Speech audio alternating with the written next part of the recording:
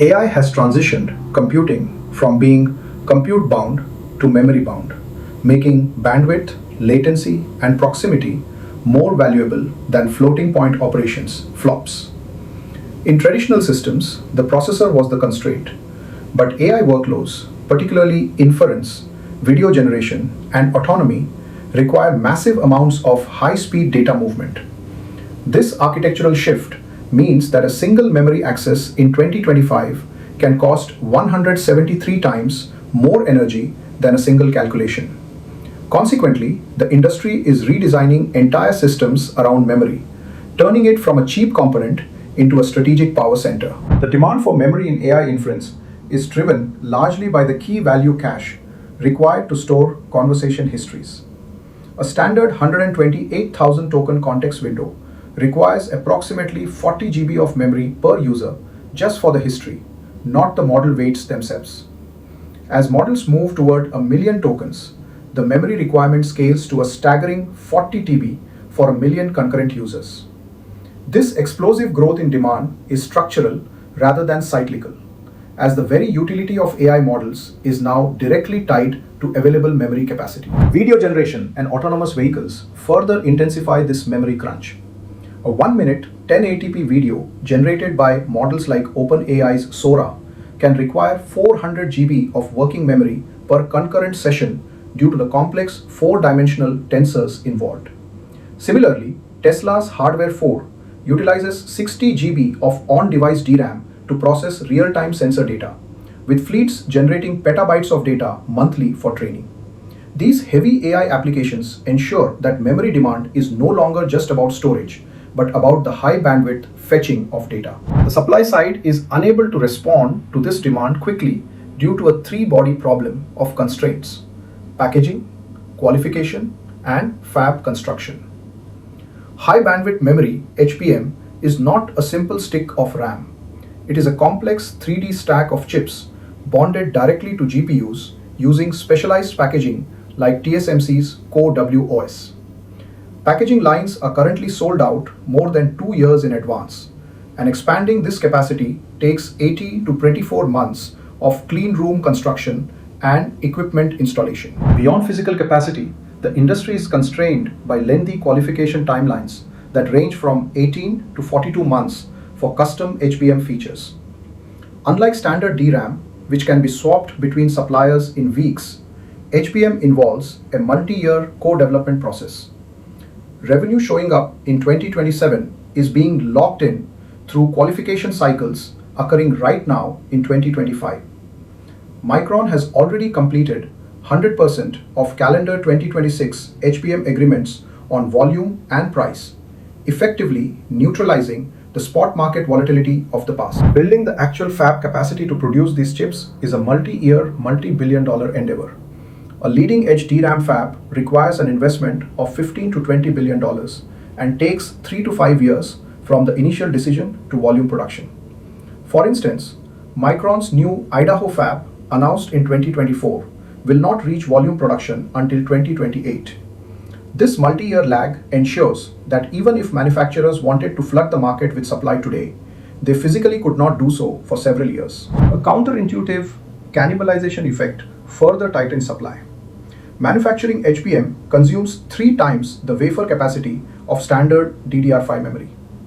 This 3-to-1 trade ratio means that as manufacturers rush to meet high-margin AI demand, they inadvertently create shortages in the broader memory market.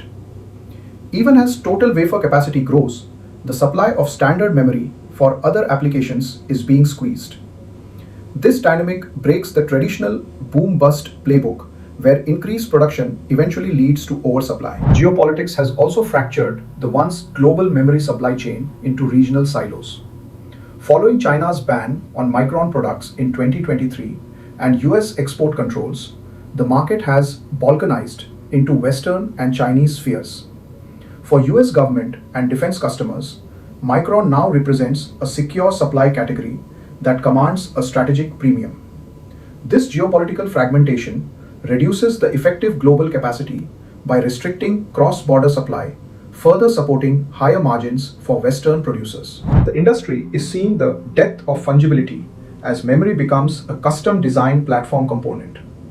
Future generations like HBM4 will include customer-specific logic on the base die, making NVIDIA's memory physically and logically different from AMD's or Google's. Because these products cannot be easily replaced with a rival's offering, memory suppliers are gaining significant pricing power. The librarian's dilemma metaphor describes this perfectly. The world hasn't run out of books, data, but it has run out of librarians, access HBM, who can fetch them instantly. Micron's financial results reflect this structural transition, with gross margins accelerating from 39.5% in late 2024 toward a projected 68% in 2026. This is not a linear recovery, but an unprecedented expansion into a new margin regime. While historical peak margins typically signaled an imminent crash, the multi-year lock-ins and supply constraints suggest this high-margin environment may persist beyond calendar 2026. Management characterizes Micron's current competitive position as the best in the company's history. The competitive landscape is currently dominated by three players with distinct positions: SK Hynix, Samsung, and Micron. SK Hynix holds a massive 62% HBM market share due to its early qualification with NVIDIA, though this creates concentration risk. Samsung, the world's largest DRAM producer, struggled with late HBM3 qualification but is aggressively targeting HBM4 to regain ground.